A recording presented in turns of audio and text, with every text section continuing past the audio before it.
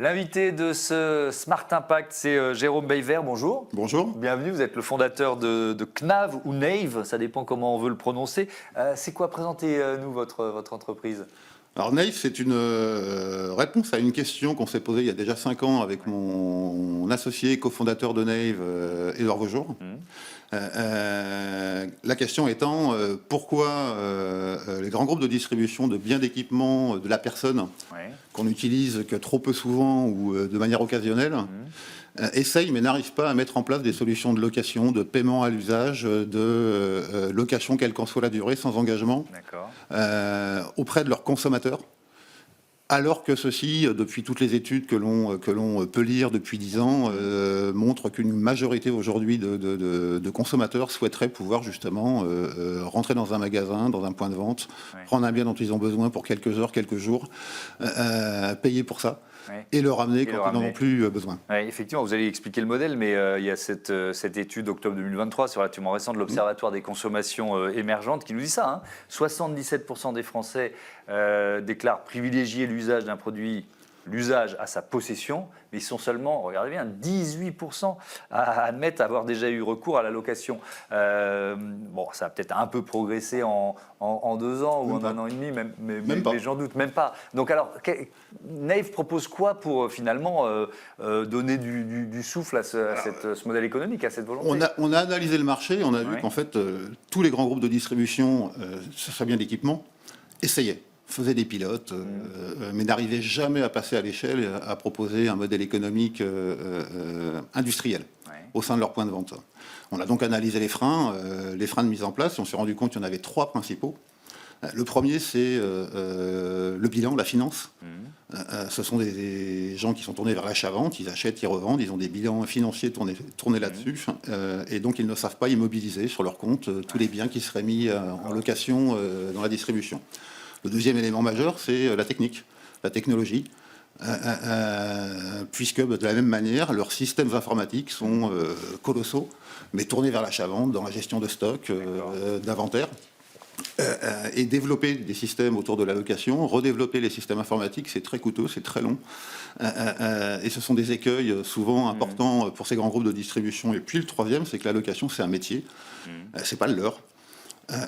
Et organiser des plans de transformation des équipes, que ce soit au service après-vente ou dans les magasins pour qu'ils fassent de la location au lieu de la vente, c'est très complexe et là encore ils rencontrent des écueils. Donc ils essayent, mais ils n'y arrivent pas. Alors que vous proposez une solution qui répond à ces 3 freins. Et donc Nail, c'est la solution qui va tacler ces 3 problèmes majeurs portés chez les distributeurs.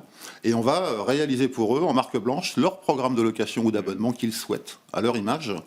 Et on va leur fournir les bilans financiers, en achetant nous-mêmes les produits qui seront laissés en exploitation dans les points de vente. On va leur fournir la technologie, toute l'informatique nécessaire, sans interaction avec leur propre système, pour pouvoir réaliser et que les consommateurs puissent consommer sur les sites internet des distributeurs concernés. Et puis on va leur fournir tous les process. Et on va opérer pour eux 98% des process. Il va leur rester ce qui est leur métier, proposer les accessoires, les compléments d'accessoires ou d'équipements qu'il faut pour pouvoir utiliser le bien. Et puis ils vont recevoir les clients et leur donner du conseil et les recevoir au départ et au retour du produit. Alors je voudrais qu'on se concentre un peu sur la partie techno. Il y a un rôle de l'intelligence artificielle dans les services que vous proposez à vos clients? L'intelligence artificielle est embarquée de manière naturelle. On n'a rien inventé. Les process de location, de réservation, vous en utilisez certainement pour réserver une voiture ou réserver un appartement. On y rajoute, nous, de la prédictivité et dans le cadre du reporting, parce que l'important, c'est de pouvoir dimensionner les flottes d'équipements qui sont mises à disposition. Et on a plus besoin de nettoyeurs haute pression ou de tailleuls au moment du printemps, mais par contre, je ne sais pas moi, d'autres équipements pendant l'hiver. Et donc ça va permettre effectivement d'apporter des aides à la décision et sur le dimensionnement des flottes d'équipements qui sont mis à disposition des utilisateurs. Qui sont vos clients? Dans quel secteur vous êtes présent aujourd'hui? Alors on a commencé un peu par hasard dans le métier de l'automobile. Mais c'est surprenant parce que l'automobile, la location, ils savent faire déjà. Alors pas dans les points de vente en l'occurrence, effectivement, ce sont des spécialistes qui font de l'automobile, CX, Hertz, Europcar, on ne va pas tous les citer.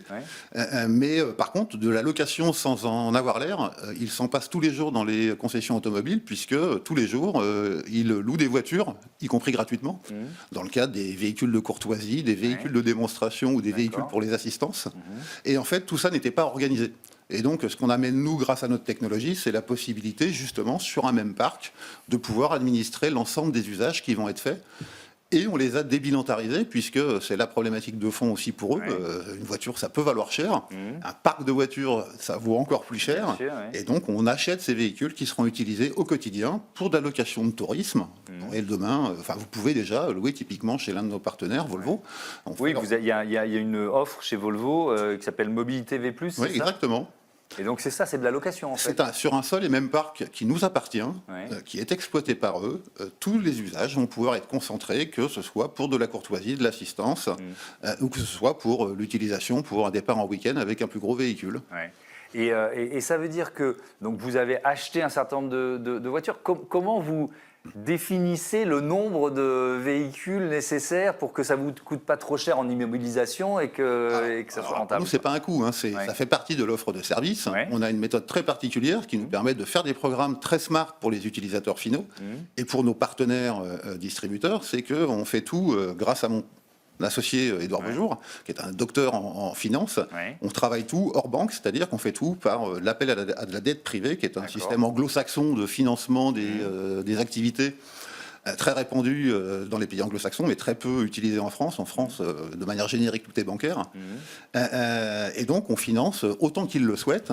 On leur achète autant qu'ils le souhaitent d'équipements. Et ensuite, on va aller dimensionner les flottes d'équipements aux besoins. Alors ça, c'est la voiture, mais il y a d'autres produits d'usage, j'imagine que... Les produits d'usage sont en réalité, les usages sont multiples. On parlait du phénomène du bricolage. On arrive dans le printemps, tout le monde a besoin d'un taille-haie, d'un nettoyeur haute pression, etc. Mais il va aller l'acheter et ensuite le conserver pendant 9 mois dans son pour s'en resservir seulement dans un an. Exactement. Et aujourd'hui, la seule solution que trouvent les consommateurs pour répondre à ces besoins ponctuels, c'est quoi? C'est ou d'acheter, on voit bien les chiffres du marché, ou d'acheter de la seconde main, ou d'acheter des produits premier prix.